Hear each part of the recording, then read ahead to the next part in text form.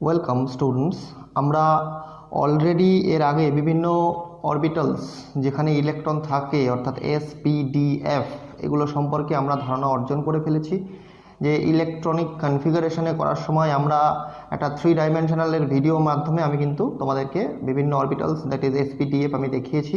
যদি সেই ভিডিওটাকে তোমরা আবার দেখতে যাও, তোমরা এখানে যে আই বাটন আছে এখানে গিয়ে দেখতে পারো, এবং ক্লাস 11-এর আরও যে সমস্ত ভিডিও থাকবে তোমরা কিন্তু এই ডেসক্রিপশনে গিয়ে কিন্তু তোমরা দেখতে পারো। আচ্ছা, আজকে আমাদের আলোচনার বিষয়বস্তু তোমরা দেখতে পাচ্ছ যে হাইব্রিডাইজেশন এবং VSEPR theory, valence shell electron pair repulsion theory. আমরা এই ভিএসইপিআর থিওরিতে যাওয়ার আগে আমরা কিছু বেসিক জায়গাতে আমরা কিছু নলেজ গেইন করে নিই, যেটা ভিএসইপিআর তত্ত্ব থেকেই পাওয়া ইনফরমেশান। আমি ভিএসইপিআরে পুরো সম্পূর্ণ তত্ত্বতে আমি যাব না, যেটা মেন বেসিক জায়গা সেই জায়গাটা নিয়ে আজকে আমরা আলোচনা করব।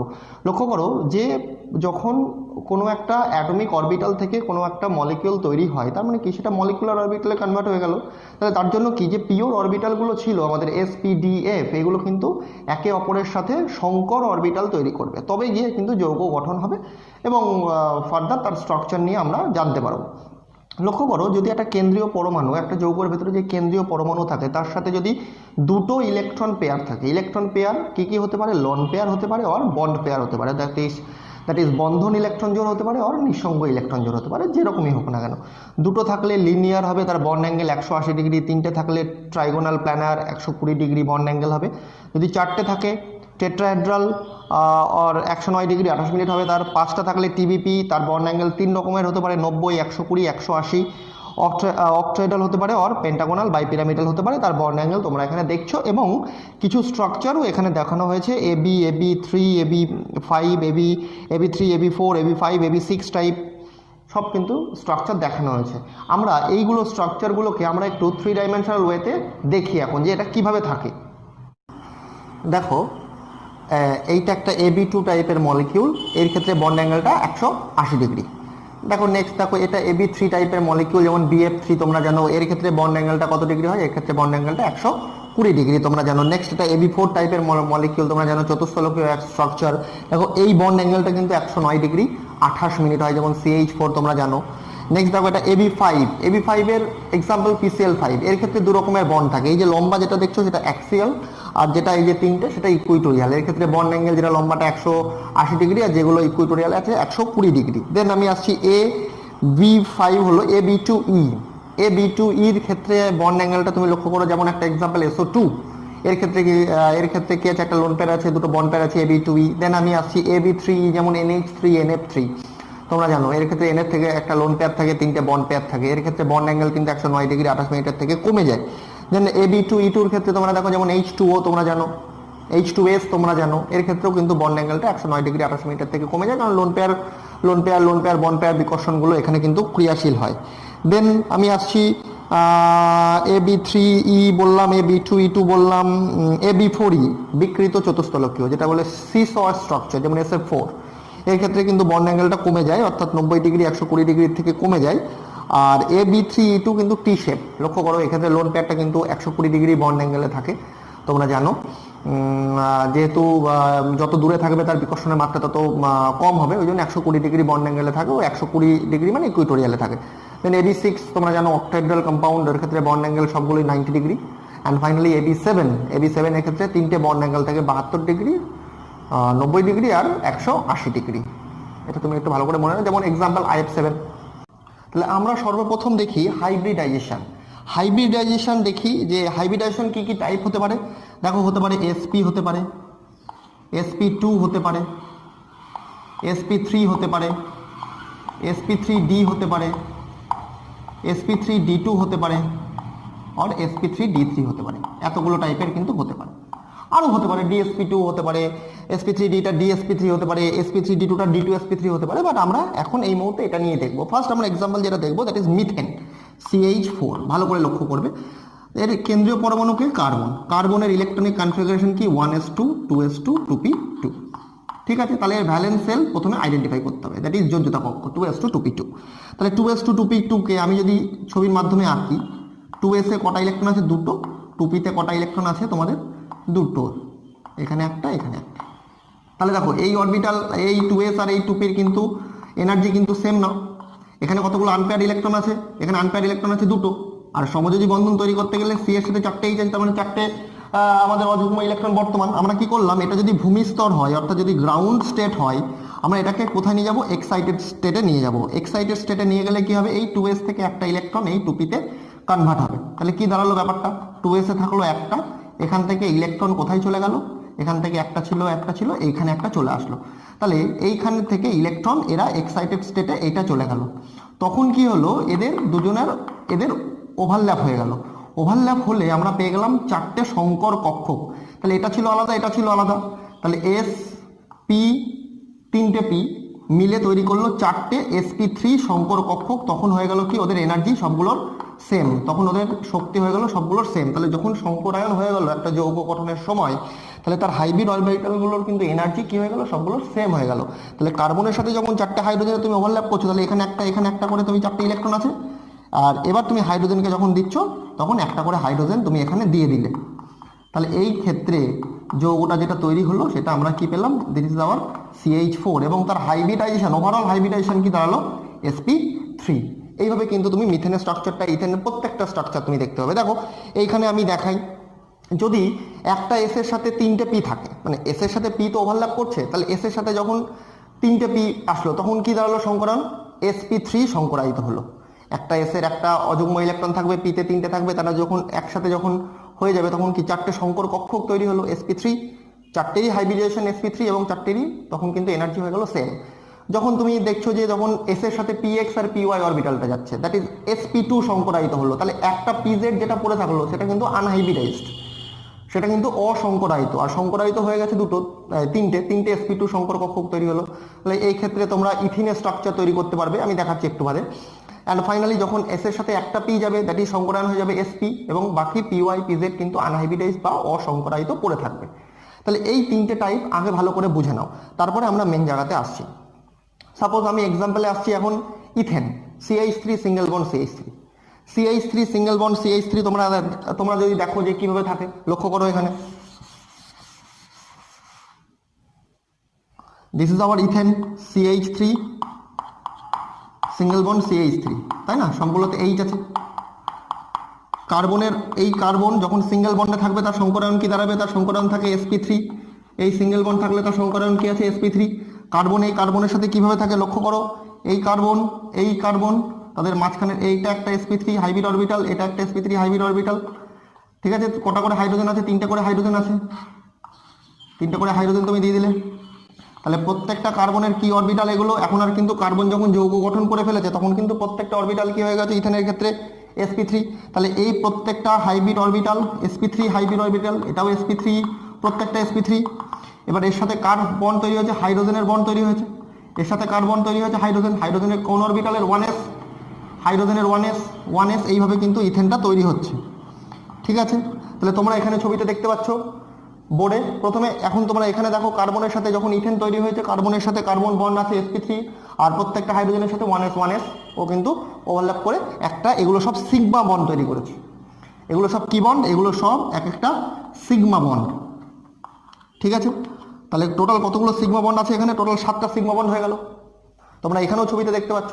তোমরা যদি দেখো ইথিনের ক্ষেত্রে কি আছে, কার্বন কার্বন ডাবল বন্ড আছে, এক্ষেত্রে কার্বনের সংকরণ কি sp2, একটা আনহাইব্রিডাইজ p অরবিটাল পড়ে আছে। লক্ষ্য করো কার্বন যখন বন্ড তৈরি করেছে কার্বনের সাথে, মাঝখানে sp2 কার্বনের সাথে কার্বনের বন্ড তৈরি হয়েছে, হাইড্রোজেনের সাথেও sp2 1s এর সাথে হাইড্রোজেনের সাথে বন্ড তৈরি হয়েছে। কিন্তু এই যে আনহাইব্রিডাইজ যে p অরবিটালটা, দুটো কার্বনের দুটো আনহাইব্রিডাইজ pz অরবিটাল আছে, এরা দুজনে যখন ওভারল্যাপ করছে তখন কি তৈরি করছে, একটা পাই বন্ড তৈরি করছে। দ্যাট ইজ, তুমি যদি ইথিনের স্ট্রাকচার যদি একটু ভালো করে লক্ষ্য করো, এটা গেল তোমাদের ইথেন। তোমরা এবার ইথিনের স্ট্রাকচার যদি ভালো করে একটু লক্ষ্য করো, CH2 ডাবল বন্ড CH2, এই কার্বনের সাথে এই কার্বনের কি অরবিটাল, এটা sp2 সংকর অরবিটাল। এখানে কার্বনের সাথে এইটা গেল, এই দুটো কি করলো, হাইড্রোজেনের সাথে বন্ড তৈরি করলো, তাই না, এই দুটো হাইড্রোজেনের সাথে বন্ড তৈরি করলো, ঠিক আছে। এগুলো সব কি বন্ড, এগুলো সব সিগমা বন্ড, এগুলো সব সিগমা বন্ড। এবার এই sp2 সংকরায়নের কি আছে, এখানে একটা আনহাইব্রিডাইজড p অরবিটাল কিন্তু পড়ে আছে। এই আনহাইব্রিডাইজড p অরবিটাল কি বন্ড তৈরি করছে, পাই বন্ড তৈরি করছে। তাহলে কার্বনের ভেতরে এইটা একটা যদি সিগমা হয়, তাহলে এই বন্ডটা কি বন্ড, পাই বন্ড। মানে একটা বন্ড থাকলে সেটা অলওয়েজ সিগমা, কিন্তু যদি ডাবল বন্ড থাকে তাহলে একটা সিগমা একটা পাই, এটা মনে রাখবে। নেক্সট তোমরা এখানে দেখো অ্যাসিটিলিনের ক্ষেত্রে ট্রিপল বন্ড আছে, তাহলে ট্রিপল বন্ড থাকা মানে কি, তার সংকরণ কি এসপি। এসপি থাকা মানে কার্বনের সাথে কার্বন এসপি এসপি বন্ড তৈরি করলো এবং দুটো আনহাইব্রিডাইজড পি অরবিটাল পড়ে আছে প্রত্যেকটা কার্বনের। তাহলে যখন পিওয়াই আরেকটা কার্বনের পিওয়াই এর সাথে যখন ম্যাচ করছে একটা পাই বন্ড তৈরি করছে, একটা পিজেড এর সাথে আরেকটা পিজেড কিন্তু আরেকটা পাই বন্ধন তৈরি করছে। এখানে কিন্তু পিওয়াই পিজেড কিন্তু কখনো পাই বন্ড তৈরি করতে পারবে না, কারণ কি প্রত্যেকটা অরবিটালই তোমরা ওই আগের ভিডিওতে দেখেছো ওরা 90 ডিগ্রি বন্ড অ্যাঙ্গেলে থাকে। মানে সেম প্লেন না হলে ওরা কিন্তু ওভারল্যাপ করতে ওভারল্যাপ করতে পারবে না, এইটা একটু ভালো করে লক্ষ্য করবে। দেখো এইবার আমি আসছি বিভিন্ন যে যৌগগুলো নিয়ে আমরা আলোচনা করি তাদের সংকরায়ন আমরা কিভাবে নির্ণয় করব সেটা আমরা দেখি। তাহলে হাইব্রিডাইজেশন এই টপিকের উপর আমরা আসি। আমরা ভিএসইপিআর সম্পর্কে যে বেসিক জায়গাটা সেটা কিন্তু অলরেডি আমরা জ্ঞান অর্জন করে ফেললাম। ওরা কি ডিটারমাইন করে, বিভিন্ন যৌগের যে স্ট্রাকচার কি দাঁড়াবে সেটা কিন্তু ও ডিটারমাইন করে ফেললো, এবং ভিএসইপিআর তত্ত্বের সাথেও কিন্তু হাইব্রিডাইজেশনে কিছু একটা রিলেশন কিন্তু বর্তমান। তাহলে দেখো প্রথমত হাইব্রিডাইজেশন আমরা কি নিয়মে বার করব, একটা সূত্র বলছি মনে রাখবে, H = S + ½ E - V ± C। আমি একটু বলে দিচ্ছি S মানে কি। S মানে কেন্দ্রীয় পরমাণুর সাথে যুক্ত পরমাণুর সংখ্যা। যেমন যদি CH4 হয় তাহলে কার্বনের সাথে কটা হাইড্রোজেন আছে, 4টে, তাহলে S মানে 4। যদি NH4+ হয় তাহলে N এর সাথে কতগুলো H আছে, 4টে। যদি PCl3 হয়, P এর সাথে 3টে Cl আছে তাহলে 3। এই হচ্ছে কেন্দ্রীয় পরমাণুর সাথে যুক্ত পরমাণুর সংখ্যা। E ওই কেন্দ্রীয় পরমাণুর যোজ্যতা কক্ষের ইলেকট্রন সংখ্যা E। V যোজ্যতা, আমি দেখাচ্ছি। C মানে আধান। এই আধানের ক্ষেত্রে একটা জিনিস মনে রাখবে, যদি প্লাস আকারে থাকে তাহলে বসানোর সময় মাইনাস বসাবে, যদি মাইনাস আকারে থাকে বসানোর সময় প্লাস বসাবে। আমি দেখাচ্ছি উদাহরণে। সাপোজ ফর এক্সাম্পল আমরা CH4 এর কার্বনের সংকরায়ন বার করার চেষ্টা করছি, দেন H আমাকে ক্যালকুলেট করতে হবে। তাহলে H আমি কী করে ক্যালকুলেট করবো, দেখো কার্বনের সাথে কটা হাইড্রোজেন আছে, 4, তাহলে S = 4 + ½ কার্বনের বহিস্থ কক্ষের ইলেকট্রন বিন্যাস। কার্বন কত নম্বর মৌল, 6 নম্বর মৌল, তাহলে 1s2 2s2 2p2, তাহলে বাইরের সেলে কটা ইলেকট্রন, যদি 6 হয় তার মানে কি 2, 4, তাহলে বাইরের কক্ষে কটা, 4টে, তাহলে এর জায়গায় আমি লিখলাম 4 মাইনাস। ঠিক আছে, কার্বনের সাথে হাইড্রোজেন লেগে থাকবে, তার উপরে তার যোজ্যতা ডিপেন্ড করে। হাইড্রোজেন +1 করে হয়, তাহলে 4টের জন্য +4, তাহলে 4। সি আধান কত, এখানে কোন আধান আছে উপরে, নিউট্রাল মলিকিউল 0, তাহলে সি এর জায়গায় 0 আমি লিখলাম না। তাহলে আলটিমেটলি কত হলো, 4। 4 মানে কি, 4 মানে হচ্ছে তোমার একটা S আর 3টে P, দ্যাট ইজ sp3। যদি 3 বেরোতো তাহলে একটা S 2টো P, sp2, টোটালে মিলে 4 হবে, টোটালে মিলে 3 হবে। যদি 2 হতো, যদি 2 বেরোতো এখানে তাহলে কি দাঁড়াতো, sp, একটা S একটা P। যেমন সাপোজ মনে করো তোমাকে বললো BeCl2, বেরিলিয়াম ডাইক্লোরাইড, তাহলে এখানে আমরা H সমান ক্যালকুলেট করছি, S এর জায়গায় কত বসাবো, B এর সাথে 2 + ½ E। বেরিলিয়াম কত নম্বর মৌল, 4 নম্বর মৌল, 4 মানে 2, 2, তাহলে বাইরের কক্ষে 2টো, তাহলে E এর জায়গায় বসালাম 2 মাইনাস 2টো Cl আছে, তাহলে 2 1 2 ±0, কারণ নিউট্রাল, তাহলে এই ক্ষেত্রে কত করছে 2, তাহলে এর সংকরণ কি দাঁড়াবে, sp। বোঝা যাচ্ছে। দেন আমি একটা আয়নের নিই, সাপোজ আমি করছি NH4+, এখানে নাইট্রোজেন পরমাণুর সংকরণ আমরা ক্যালকুলেট করব। কীভাবে করবো লক্ষ্য করো, H = S মানে কত, এখানে 4 + ½ নাইট্রোজেন কত নম্বর মৌল, নাইট্রোজেন 7 নম্বর মৌল, তাহলে ইলেকট্রন বিন্যাস 2, 5, তাহলে এর জায়গায় কত বসালাম, 5, 4টে হাইড্রোজেনের জন্য -4 +1 আছে, NH4+ আছে, +1 মানে এখানে -1 বসাবো। ঠিক আছে, উল্টো, তাহলে এখানে কত বেরোচ্ছে, এটা 0, তাহলে 4 মানে কি দাঁড়াবে, একটা S 3টে P, sp3। তাহলে NH4 এর N এর সংকরায়ন কি দাঁড়ালো, sp3। তাহলে বন্ড অ্যাঙ্গেল কত হওয়া উচিত, ওই টেট্রাহেড্রাল 109 ডিগ্রি 28 মিনিট, কিন্তু 109 ডিগ্রি 28 মিনিটের থেকে কিছুটা কম হয়ে যায়। যদি তোমার যদি CH4 বলে তাহলে 109 ডিগ্রি 28 মিনিট করবে। যদি ওর উপরে লোন পেয়ার থাকে, যেমন NH3 এর ক্ষেত্রে লোন পেয়ার থাকে, ওর ক্ষেত্রে lone pair bond pair precaution হয়, তাহলে 109 ডিগ্রি 28 মিনিটের ক্ষেত্রে কমে যায়। এটা একটু মনে রাখবে। সাপোজ তোমাকে বললো যে NH3 এর জন্য তুমি বার করো, তোমাকে বললো NH3 এর জন্য বার করতে, তাহলে NH3 এর জন্য কীভাবে বার করবো দেখা যাক। লক্ষ্য করো না, NH3 এর জন্য আমরা করছি, তাহলে H = S কত, 3 + ½ নাইট্রোজেন বাইরের কক্ষে 5টা, 5 মাইনাস 3টে হাইড্রোজেনের জন্য 3 1 3 নিউট্রাল, C এর জায়গায় 0, তাহলে 3 + ½ ইন্টু 5 3 2 কাটলো, 3 আর 1 4, 4 মানে সংকরণ কি, sp3। এটাও কিন্তু চতুস্থলকীয় স্ট্রাকচার, কিন্তু পিওর চতুস্থলকীয় হবে না, যেহেতু নাইট্রোজেনের উপর একটা লোন পেয়ার থাকবে, তাই না, সেই জন্য ওর কিন্তু 109 ডিগ্রি 28 মিনিটের থেকে কমে যাবে। এইবার তুমি লক্ষ্য করো, মনে করো তোমাকে দিল PCl5 এর জন্য তুমি ক্যালকুলেট করতে বললো। সাপোজ তোমাকে বললো ক্যালকুলেট বা identify the hybridization of P in PCl5। লক্ষ্য করো কীভাবে করছি। H is equal to SCl 5 plus half E, phosphorus কত নম্বর মৌল? 15। তাহলে 15 নম্বর মৌল মানে ইলেকট্রন বিন্যাস 2 8 5। তাহলে বাইরের কক্ষে কটা ইলেকট্রন আছে? 5টা। তাহলে E এর জায়গায় 5 মাইনাস V 5টা Cl এর জন্য 5 এক করে প্লাস মাইনাস C, তাহলে কত বেরোলো? 5। 5 মানে হাইব্রিডাইজেশন কি দাঁড়াবে? sp3d। ক্লিয়ার হচ্ছে ব্যাপারটা? ওকে, দেন আমি আরেকটা এক্সাম্পল দেখি, তাহলে ব্যাপারটা তোমাদের কাছে আরো বেশি ক্লিয়ার হবে। সাপোজ তোমাকে বললো SO2 এর ক্ষেত্রে কত? দেখো SO2, তাহলে H is equal to S মানে S এর সাথে দুটো ও আছে 2 প্লাস হাফ ইন্টু সালফার কত নম্বর মৌল? 16 মানে 2 8 6, দ্যাট ইজ 6 মাইনাস, এবার অক্সিজেন কত করে? 2 করে, -2 করে হয় জারণ অবস্থা, তোমরা জানো। তাহলে দুটোর জন্য কত? 4, 2 2 4, মাইনাস তো অলরেডি দেওয়াই আছে 4 প্লাস মাইনাস 0, তাহলে কত বেরোচ্ছে? 2 প্লাস 1 সমান 3। তাহলে সংকরণ কি দাঁড়াবে? sp2। কথা বোঝা যাচ্ছে? এইভাবে কিন্তু হিসাব করবে। সাপোজ তোমাকে বললো SOCl2, এই যৌগের মনে করো সংকরণ বার করতে বললো। SOCl2, দেখো ভালো করে বুঝবে কিন্তু এটা। তাহলে SOCl2, তাহলে H is equal to S মানে কটা? কেন্দ্রীয় পরমাণুর সাথে যুক্ত পরমাণু, তাহলে কটা আছে? এস এর সাথে একটা ও দুটো Cl, তার মানে টোটাল 3টে প্লাস হাফ E সালফার কত নম্বর মৌল? 16, তাহলে 6 মাইনাস, এবার ভিটা কি করে বার করবো? অক্সিজেনের জন্য 2, দুটো Cl এর জন্য 2, তাহলে 2 আর 2 এর 4।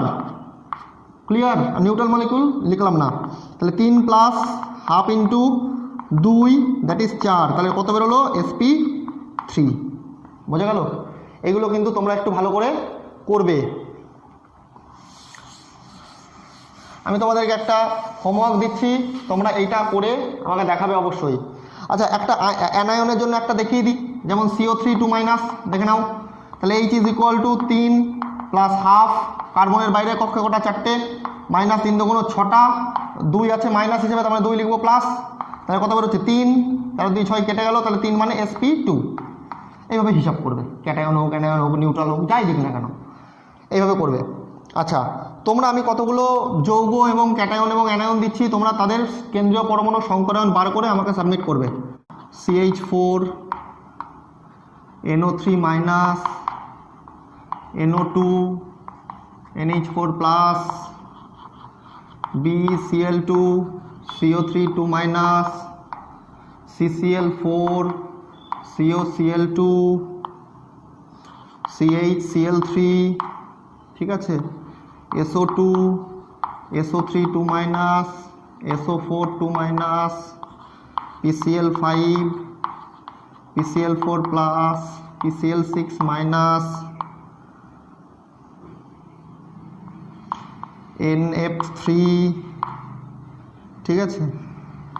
আচ্ছা, SF6 ICl2 মাইনাস, IF7।